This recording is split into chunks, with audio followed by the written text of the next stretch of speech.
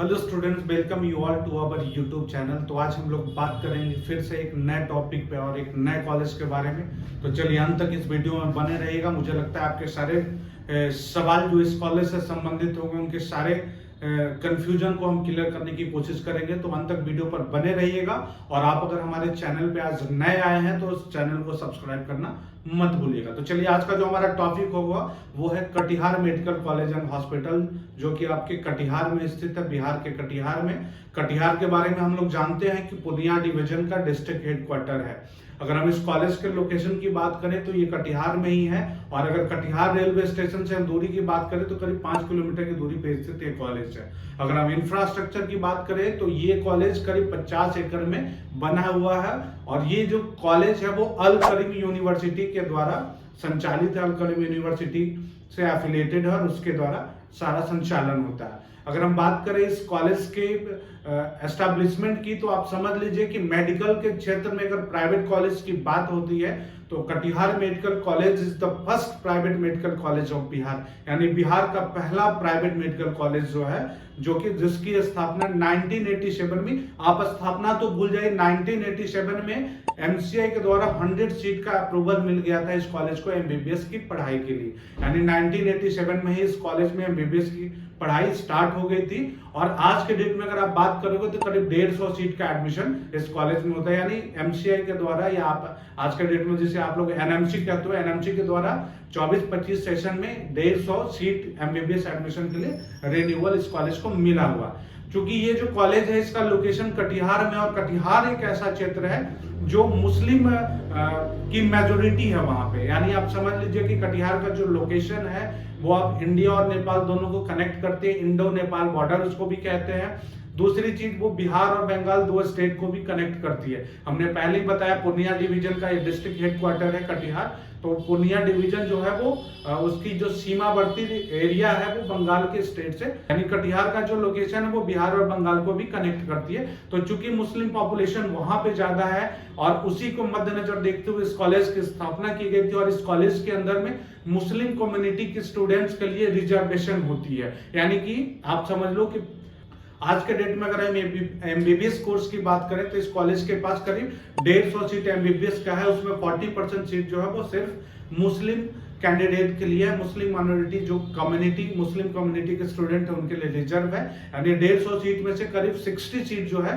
उस पे सिर्फ मुस्लिम माइनॉरिटी का ही एडमिशन हो सकता है। तो चूंकि ये कॉलेज बिहार का पहला प्राइवेट एमबीबीएस कॉलेज है, इसलिए इस कॉलेज के डिमांड बिहार में बाकी सारे कॉलेज से पहले बच्चे करते हैं। और चूंकि मुस्लिम माइनॉरिटी का रिजर्वेशन भी आया है तो मुस्लिम स्टूडेंट्स को इस कॉलेज में कई प्रकार की फैसिलिटी मिल जा रही है और उनको कम मार्क्स पे भी अलॉटमेंट का चांस रहता है, सीट अलॉटमेंट का। और चूंकि ये कॉलेज पुराना कॉलेज है, और इतना ही नहीं, सिर्फ एमबीबीएस के लिए नहीं, इस कॉलेज के पास एमडी का भी पढ़ाई होता है, जिसे हम लोग मास्टर ऑफ सर्जरी कहते हैं, एमएस जिसको हम लोग कहते हैं। एमएस के लिए भी 100 सीट का अप्रूवल इस कॉलेज के पास 1987 बैच से ही चल रहा है। यानी इस कॉलेज के अगर हम ओवरऑल एकेडमिक इंफ्रास्ट्रक्चर और मेडिकल इंफ्रास्ट्रक्चर की बात करें तो अपने आप में एक बहुत अच्छा नाम है ये कॉलेज का। चलिए हम आगे बात करते हैं कि जो कितने डिपार्टमेंट, अलग अलग डिपार्टमेंट इस कॉलेज के हॉस्पिटल में वर्क कर रहे हैं। तो जो भी पीजी कोर्स के लिए जो डिपार्टमेंट की जरूरत होती है ऑलमोस्ट सारे डिपार्टमेंट इस कॉलेज के अंदर में, जैसे आप बात कर लो जनरल मेडिसिन हो, उसके बाद फिर आप एनेस्थीसिया की बात कर लो, पीडियाट्रिक्स की बात कर लो, डर्मेटोलॉजी की बात कर लो, जनरल सर्जरी की बात कर लो, आप थर्मोलॉजी की बात कर लो, आप रेडियोलॉजी की बात कर लो, आप ऑप्थेल्मोलॉजी हो गया, या आप जितने भी ब्रांच के बारे में, ये बायोकेमिस्ट्री होगा, कम्युनिट हो गया, इन सारे ब्रांच जो भी डिपार्टमेंट है वो डिपार्टमेंट इस कॉलेज के कैंपस में अवेलेबल है। और चूंकि हमने आपको पहले ही बताया इस कॉलेज का जो कैंपस है वो 50 एकड़ में फैला हुआ। और सबसे बड़ी बात यह है कि इस कॉलेज के कैंपस में ही स्टाफ का क्वार्टर भी बना हुआ, करीब 120 क्वार्टर इस कैंपस में बने हुए, जहां पे कॉलेज में जो भी फैकल्टी काम करते हैं, चाहे वो टीचिंग और नॉन टीचिंग स्टाफ हो, आप समझ लो अल करीम यूनिवर्सिटी के वाइस चांसलर से लेकर registrar, dean, head of department, teaching faculty, medical faculty और नॉन टीचिंग फैकल्टी, उन सारों को कैंपस में ही क्वार्टर दिया गया है और वो वहीं रहते हैं। अगर हम हॉस्पिटल की बात करें तो आज के डेट में इस कॉलेज के पास जो हॉस्पिटल है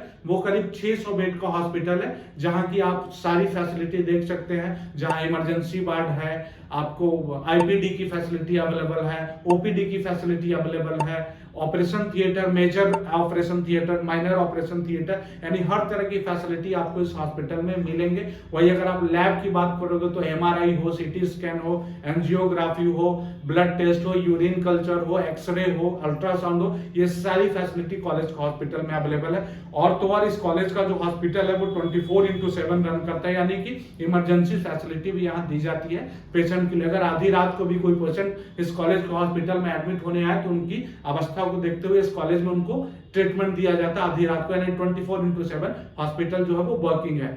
इसके अलावा और जो फैसिलिटी आपको जानना चाहिए, जैसे कॉलेज कैंपस के अंदर में ही पेशेंट के लिए ब्लड बैंक की सुविधा है, यानी इस कॉलेज के हॉस्पिटल का खुद का ब्लड बैंक है। अगर कोई ऐसे सीरियस पेशेंट होते हैं जिन्हें ब्लड की आवश्यकता है तो वहीं अपने ब्लड बैंक से ब्लड अवेलेबल करा करके और उस पेशेंट का इलाज किया जाता है। और तो और हर दिन मतलब महीने 2 महीने 6 महीने पे कॉलेज कैंपस के द्वारा बच्चे हो या फैकल्टीज हो या पेरेंट्स हो या पेशेंट के जो अटेंडेंट होते हैं उनके समक्ष ब्लड डोनेशन कैंप का भी आयोजन किया जाता है, ताकि जो भी इनका ब्लड बैंक उनके पास अधिक से अधिक ब्लड का कलेक्शन हो, तभी तो वो पेशेंट को सर्व कर पाएंगे। यानी इतना कुछ बताने का मेरा उद्देश्य ये है कि अगर आप इस कॉलेज में एडमिशन का प्लान कर रहे हो, अगर इस कॉलेज के बारे में डिटेल इंफॉर्मेशन लेना चाहते हो, तो इन सब से आपको ये समझने में मदद मिलेगा कि ये कॉलेज एकेडमिकली कितना परफेक्ट है, मेडिकली कितना फिट है, और कॉलेज की जो फैसिलिटी है वो हमारे लायक कितना उपयोगी होगा।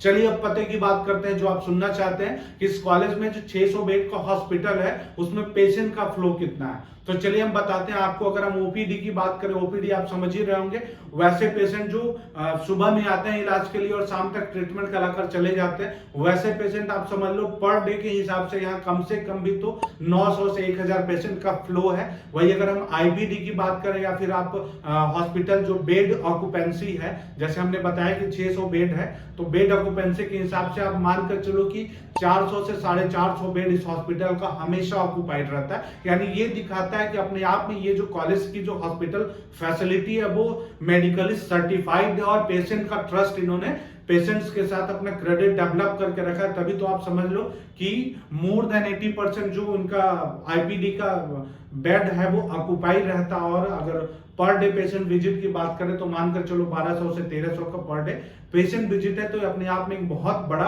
अचीवमेंट है Katihar medical college and hospital का। और चूंकि ये कॉलेज बिहार का पहला प्राइवेट एमबीबीएस कॉलेज है, तो अगर एमबीबीएस कोर्स में एडमिशन की बात करें तो बिहार में स्टूडेंट्स का ये सबसे पहला चॉइस होता है प्राइवेट कॉलेज के लिस्ट में, और इसके वजह से कट ऑफ इसकी हाई जाती है। अगर हम वर्ष 2024 के कट ऑफ की बात करें तो फर्स्ट राउंड का cut off it was more than 500। चूंकि सेकंड राउंड का कट ऑफ अभी आना बाकी है, तो हम लोग फिर से बात करेंगे कि सेकंड राउंड और थर्ड राउंड में क्या पॉसिबिलिटी बन पाएगी इस कॉलेज में एडमिशन की। लेकिन जहां तक अभी फर्स्ट राउंड का जो रिवाइज शेड्यूल आया है और फिर से रिवाइज अलॉटमेंट आना है, तो इसमें फिर से यही संभावना है कि आपको कटिहार मेडिकल कॉलेज में जो अलॉटमेंट होगा ये मानकर चलिए 520-530 नंबर के लगभग में आपको अलॉटमेंट कटिहार मेडिकल कॉलेज में मिलेगा। मैं आशा करता हूं कि आपके सारे सवाल और इस कॉलेज से संबंधित जितने भी कंफ्यूजन आपके दिमाग में थे उन सारे सवालों को हम लोग यहाँ पे स्पष्ट कर चुके होंगे और उसका जवाब हम आप तक पहुंचा चुके होंगे। फिर भी अगर आपको लगता है कि आपके दिमाग में कोई सवाल है और आप चाहते हैं कि हमारी टीम आपको मदद करे और उसका उत्तर दे, तो आप हमें कमेंट बॉक्स में भी लिख सकते हैं या हमारे आप इन दिए गए नंबरों पर भी संपर्क कर सकते हैं। हर बार की तरह हमारा प्रयास होगा कि आपके उस सवाल का हम तत्परता के साथ जवाब करें, और आप चाहते हैं किसी अन्य टॉपिक पे हम आपके लिए वीडियो लेकर आए और आपको जानकारी दें, इसके लिए भी आप हमें कमेंट बॉक्स में सजेस्ट कर सकते हैं। So thanks for watching, like, subscribe and share.